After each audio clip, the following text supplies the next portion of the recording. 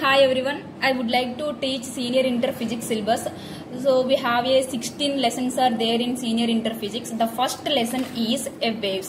Topics to be covered in this lesson are what is a wave, types of waves, parameters of the wave, speed of a wave, reflections of a wave, open pipe, closed pipe, principle of superposition of a waves, traveling wave and standing wave, Doppler effect and beats. So the first topic is wave. So definition of a wave. A wave is nothing but a disturbance, usually transfer of energy from one point to the another point. So I repeat again, a wave is nothing but a disturbance, usually transfer of energy from one point to the another point. Important, energy transfer from one point to the another point. So how can we produce a wave? So when we want to disturb any medium, the wave will generate. For example, ఏదైనా ఒక water అనే medium తీసుకోండి, అంటే water కానీ ఏదైనా air అనేవి వీటన్నిటిని మనం మీడియంస్ అంటాం. ఎప్పుడైతే ఒక మీడియంని మనం డిస్టర్బ్ చేసినట్లయితే వేవ్ అనేది జనరేట్ అవుతుందని చెప్తున్నాం. అలాగే ఎనర్జీ అనేది ట్రాన్స్ఫర్ అవుతుందంట. ఎనర్జీ అనేది transfer from one point to the another point. So ఒక లేక్ తీసుకుని లేదా పాండ్ ఆఫ్ వాటర్ తీసుకుని లేదా ఒక మీ ఇంటి దగ్గర ఏదైనా ఒక వాటర్ ఉన్న దాంట్లోకి ఏదైనా ఒక స్టోన్ వేసారు అనుకోండి, ఏమవుతాయి, మీకు రిపుల్స్ అనేవి ఫామ్ అవుతాయి కదా. సో వాటిని మనం ఏమంటాం, మనం వేవ్స్ అనేవి అంటాం. అంటే ఎప్పుడైతే ఒక మీడియం ని మనం డిస్టర్బ్ చేస్తున్నామో, సో ఎప్పుడైతే మనం ఒక మీడియం ని డిస్టర్బ్ చేస్తున్నామో వేవ్స్ అనేవి ఏమవుతున్నాయి, మనకి ఫామ్ అవుతున్నాయి. అలాగే ఎనర్జీ అనేది స్టార్టింగ్ పొజిషన్ నుంచి ఎండింగ్ పొజిషన్ కి ఎనర్జీ అనేది ట్రాన్స్ఫర్ అవుతుంది. So this is about the wave. Next, classified into two types. Waves are classified into two types. The first one is mechanical waves and the second one is non-mechanical waves. Mechanical waves require a medium for their propagation.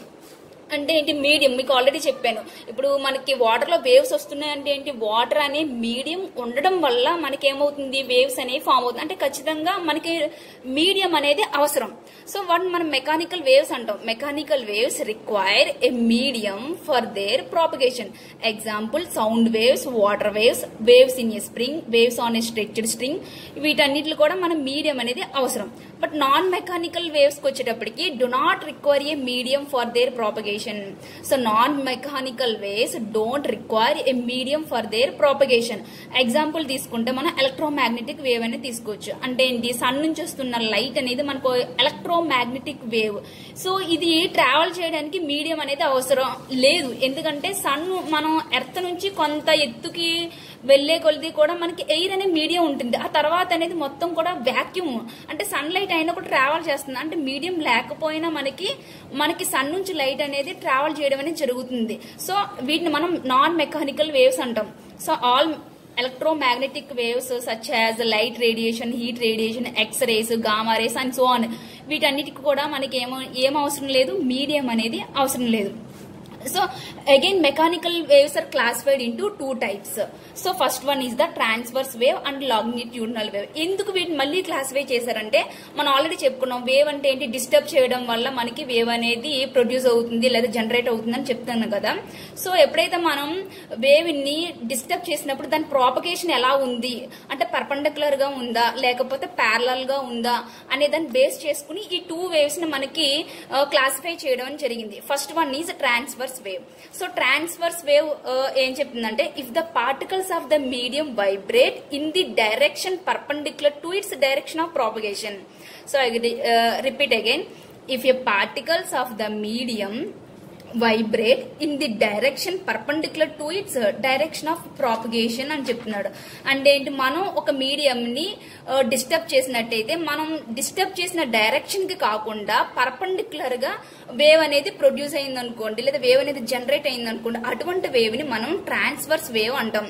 So for example ఏదైనా ఒక rope తీసుకుని, ఇంటి దగ్గర మన దగ్గర ఏదైనా rope ఉన్నా ఏదైనా థ్రెడ్ ఉన్నా దాన్ని తీసుకుని ఏం చేస్తారంటే, ఒక ఎండ్ ని మనం హోల్డింగ్ చేసి నెక్స్ట్ ఇంకొక ఎండ్ ని ఏం చేస్తాం చేస్తామంటే ఫిక్స్ చేయండి. సో ఫిక్స్ చేసి నువ్వేం చేస్తావంటే ఈ యొక్క ఎండ్ని ఈ యొక్క మీడియం ని డిస్టర్బ్ చేయి, లేదా అప్వర్డ్ డైరెక్షన్ లో కానీ డౌన్వర్డ్ డైరెక్షన్ లో నువ్వు డిస్టర్బ్ చేసినప్పుడు నీకు వేవ్ అనేది జనరేట్ అవుతుంది, బట్ హారిజంటల్ డైరెక్షన్ లో జనరేట్ అవుతుంది. అంటే ఇక్కడ చూసినట్టయితే నువ్వు ఫర్ ఎగ్జాంపుల్ ఇక్కడ హోల్డ్ చేసి దీన్ని నువ్వు డిస్టర్బ్ చేసావు, డిస్టర్బ్ చేస్తే నీకు ఏమవుతుంది, వేవ్ అనేది ఈ డైరెక్షన్ లో జనరేట్ అవుతుంది, అంటే హారిజంటల్ గా నీకు వేవ్ అనేది జనరేట్ అవుతుంది. ఇక్కడ ఏంటి పార్టికల్స్ అనేవి ఫర్ ఎగ్జాంపుల్ ఇప్పుడు దిస్ ఈజ్ ద మీడియం, ఇందులో ఏమున్నాయి మనకి పార్టికల్స్ అనేవి ఉన్నాయి. ఓకే, సో ఈ పార్టికల్స్ ఎప్పుడైతే నువ్వు స్టార్టింగ్ లో ఈ పార్టికల్ డిస్టర్బ్ చేసావో ఇక్కడ దీనికి ఉన్న ఎనర్జీ ఏమవుతుందంటే ఈ పక్క పార్టికల్ కి ఎనర్జీని ట్రాన్స్ఫర్ చేస్తుంది. ఈ పార్టికల్ ఏం చేస్తుంది, అగైన్ మళ్ళీ పక్క పార్టికల్ కి అలా ట్రాన్స్ఫర్ చేసుకుంటే ఇక్కడ ఉన్న ఎనర్జీ మొత్తం కూడా ఈ ఎండ్కి వచ్చేస్తుంది. అంటే ఇక్కడ పార్టికల్స్ అనేవి మూవ్ అవట్లేదు, బట్ ఎనర్జీని ఏం చేస్తున్నాయి, ట్రాన్స్ఫర్ చేస్తుంది. అందుకే వేవ్ డెఫినేషన్ చెప్పినప్పుడు the energy transfer from one point to the another point అంటాం, but particles are not moving. Okay, so ఈ ట్రాన్స్ఫర్స్ వేవ్ లో ఎప్పుడైతే మనం ఒక డైరెక్షన్ లో దీన్ని డిస్టర్బ్ చేస్తే మీడియం దానికి పర్పెండిక్యులర్ గా, సో పర్పెండిక్యులర్ గా మనకి వేవ్ ప్రాపగేషన్ మీన్స్ ఏంటంటే వేవ్ ఈ డైరెక్షన్ లో మూవ్ అవుతుందని అర్థం. Propagation means moving.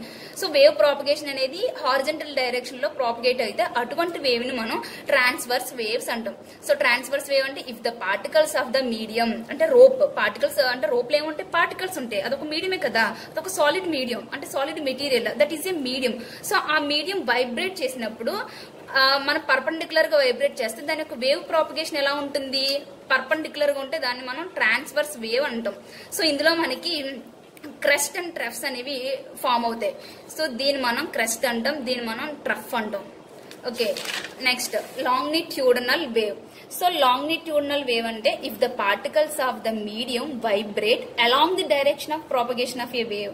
అంటే మనం ఒక మీడియం ని డిస్టర్బ్ చేసినప్పుడు ఆ వేవ్ యొక్క ప్రాపగేషన్ అనేది కూడా అలాంగ్ ది డైరెక్షన్ అనేది జరిగిందనుకో దాన్ని మనం ఏమంటామంటే లాంగిట్యూడినల్ వేవ్ అంటాం. ఫర్ ఎగ్జాంపుల్ సౌండ్ వేవ్స్ తీసుకుందాం. ఎగ్జాంపుల్ ఏంటంటే sound waves. So in front of me నా ముందు ఒక పర్సన్ ఉన్నాడు అనుకోండి, సో నేనేంటి టీచ్ చేస్తున్నాను, ఆ పర్సన్ ఏంటి వింటున్నాడు నా మాట, నా వాయిస్ నా చెవికి చేరుతుందంటే ఇక్కడ మధ్యలో ఉన్న పార్టికల్స్ అనేవి ఏమవుతున్నాయి, వైబ్రేట్ అవుతున్నాయి. సో మధ్యలో ఉన్న ఇలా పార్టికల్స్, ఇది మీడియం అనుకుంటే ఇక్కడ పార్టికల్స్ ఇలా ఉన్నాయి.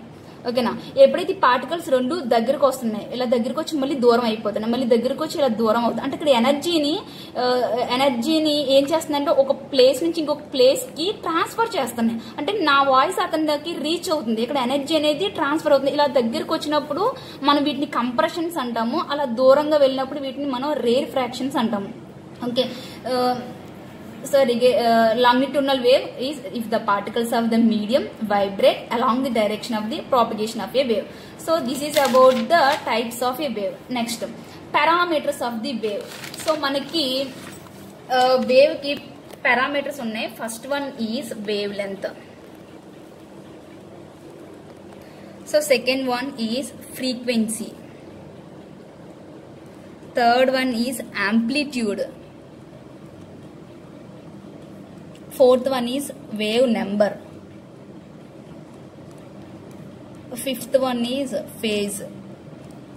So wavelength eppudu chepta ante the distance between the 2 points. The distance between the any 2 points is called wavelength అని చెప్తాం. లేదంటే the distance between the two crest, దీని క్రెస్ట్ అంటాం, దీని క్రెస్ట్ అంటాం, దీని క్రెస్ట్ అంటాం, వీటిని ట్రఫ్స్ అంటాం.